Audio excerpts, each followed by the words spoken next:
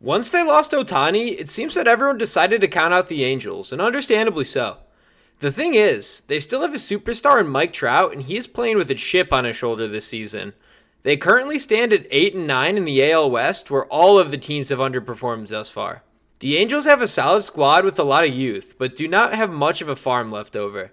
The decision to not trade Ohtani for the deadline may haunt them for years to come. The pitching has haunted this franchise for years, with very few players being able to play well. They went into panic mode in 2021 and drafted only pitchers to try and address this issue. Most of the offseason moves they made were also for pitchers as well. This offseason, they spent $51 million.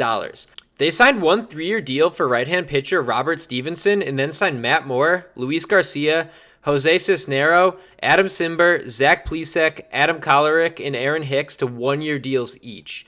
Every major league deal is for a pitcher except Aaron Hicks.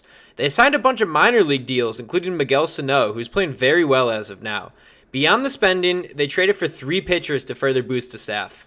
So with all these pitcher signings, the staff must be solid, right? Well, no. They ranked 24th with a team ERA of 4.54 and ranked bottom 10 in homers and runs allowed. The staff has just not been good. A few guys have, though. The standouts of the starting rotation have clearly been Reed Detmers and Tyler Anderson. Detmers, who was a first-round pick in 2020, has been lights out through 3 games. In 17 innings, he has an ERA of 1.04 and a .81 whip with 26 strikeouts. Tyler Anderson, in 3 games, has 18 innings pitched with a 1.47 ERA and a .98 whip and 12 strikeouts. Through the combined 6 starts of these 2 guys, the Angels are 5-1. The other 3 starters so far have been Griffin Canning, Jose Soriano, and Patrick Sandoval. The 3 of these guys have been responsible for 1 win and 6 losses. They are the reverse Detmers and Anderson. These stats stand out to me because in regards to wins and losses for pitchers, I feel like that's very before 2000s where it's mattered a bunch. But in the reality of it is, when these guys are getting out of the games, most of the time, it's either a no decision or they are losing. They are not getting their teams in position to win because they are not playing well. So because of that, this stat matters, in this context at least. Not every context is that one year where Jacob deGrom had almost a 500 pitching record with a sub-2 ERA. Those instances don't really happen too much, so. The Angels are 3-8 in games without Detmers and Anderson starting. The rotation has been terrible. Canning has a 9.88 ERA in 14 innings, Soriano is a 4.8 in 15, and Sandoval has a 4.67 in 17 innings pitched. It is not much better in the minors either. Not a single AAA starter who has thrown 15 innings or more has an ERA lower than 4. I'm sure they regret trading Kai Busch to the White Sox for a few terrible Giolito starts. The bullpen is the same as well. A few guys are playing well and the majority are just not. Carson Fulmer, Carlos Estevez, Adam Simber, and Matt Moore are holding down the pen. Estevez has a 3 ERA and is 3 for 4 on save opportunities. Matt Moore has a 2.57 ERA in 7 innings. And Carson Fulmer is reviving his career with a 1.35 ERA in 7. Adam Simber also has a 1.08 ERA in 8 innings pitched. Other than that, no one in the bullpen has an ERA below 4.5. The pitching will sink this team. Mike Trout, Taylor Ward, and Logan O'Hoppe are carrying this offense. Trout wants to prove everyone wrong after not being ranked as the top player in baseball and everyone calling him Ohtani's sidekick. In 67 at-bats, he has a 284 average with a 360 on base and 7 homers. The strange part to me is with the 7 homers, Mike Trout only has 10 RBIs. That means 2 things. 1, he's hitting a lot of solo shots, and it does coincide with my second point, which is no one is getting on base for him to hit in. That is ridiculous. 10 RBIs with 7 homers. If that were just to be one stat that sums up the entire Angels of 2024, that is that.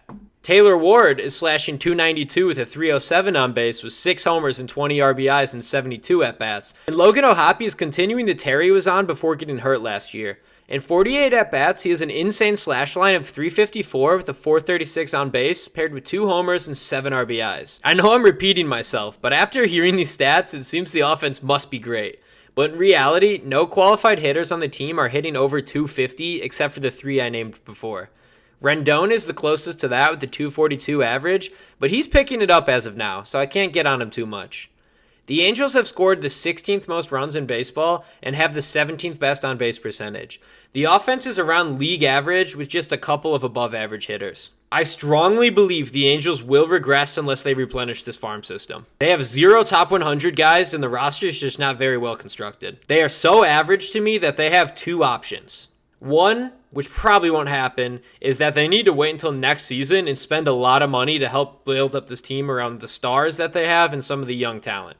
2 is they need to take their losses and understand what kind of franchise they are at this moment and trade guys like Ward, Trout, and get whatever they can back and then replenish and build around these younger guys. Because legitimately, their farm system is bottom 10 in baseball, and they just really do not have any help.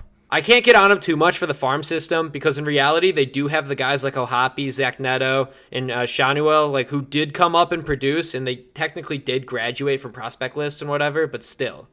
You have no one else besides that. It's just not looking good. But the thing is, the team could be in a very good spot if they just wised up last year to their situation and traded Ohtani for prospects instead of making a bunch of mediocre trades, which included getting Lucas Giolito and Ronaldo Lopez, as well as Randall Grichuk and CJ Cron, and they gave up a lot of top 30 prospects on their roster, including Edgar Caro, who is near the top 100, and then Kai Bush, who probably could be pitching on the team this year and probably at least make a difference this or next year.